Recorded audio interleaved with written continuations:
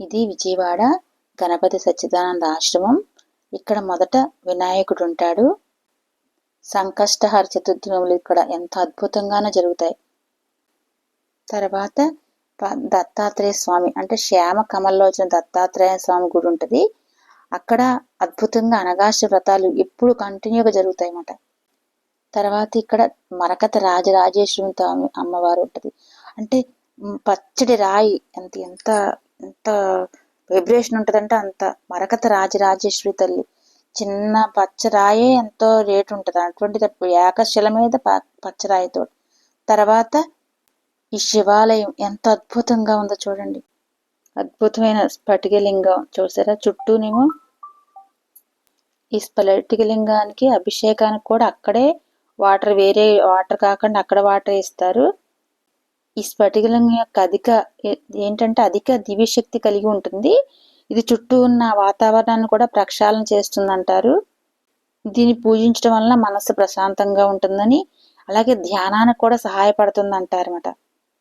ఈ స్ఫటికలింగం పూజించడం వల్ల శుభప్రదమైన శక్తి ప్రవహిస్తుందని, మనలోనూ గ్రహ దోషాలు పోయి శుక్రదోషాలు తగ్గుతాయని, అలాగే పరమేశ్వరునికి యొక్క నిర్గుణ రూపానికి ప్రతీక అని చెప్తారన్నమాట. అలాగే పక్కన సరస్వతీదేవి అమ్మవారు, అక్కడంతా కూడా బుక్స్ రాసినవన్నీ అక్కడంతా పెడతారు చూసారా, అందులో పెడతారు సరస్వతీదేవి అమ్మవారు నిత్యానిధిగా.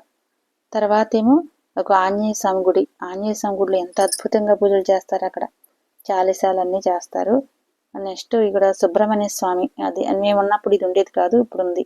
అలాగే ఇక్కడ చెట్లు చూసారా, నవగ్రహాల చెట్లు మాట. ఇవన్నీ నవగ్రహ వృక్షవనం అనే ఉంది. చుట్టూ తిరిగాము.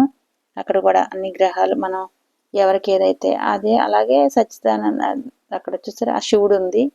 ఆ సచ్చిదానంద స్వామి యొక్క మాతృదేవత ఆవిడది ఉందన్నమాట. ఇక్కడ తర్వాత ఇటు వచ్చేసేటప్పుడు మరకత రాజరాజేశ్వరి చెప్పాను చూసారా, అది అమ్మవారు.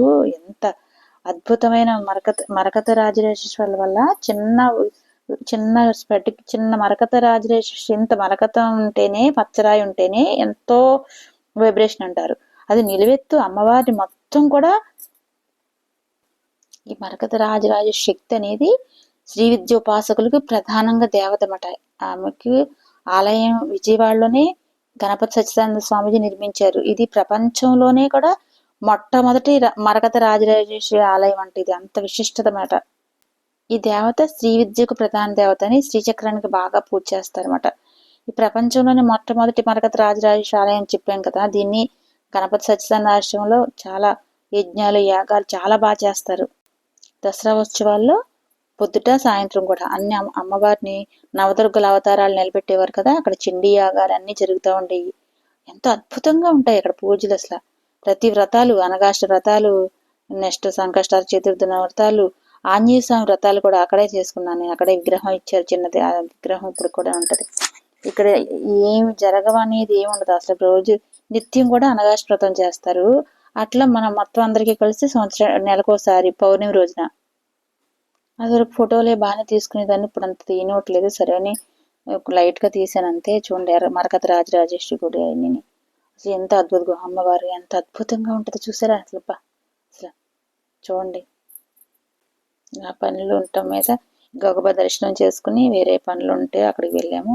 చూడండి అమ్మవారి అందరూ అక్కడ ఎంత వైబ్రేషన్ అంటే చెప్పలేనంత వైబ్రేషన్ ఉంటుంది గణపతి సచ్చిదానంద ఆశ్రమంలోను.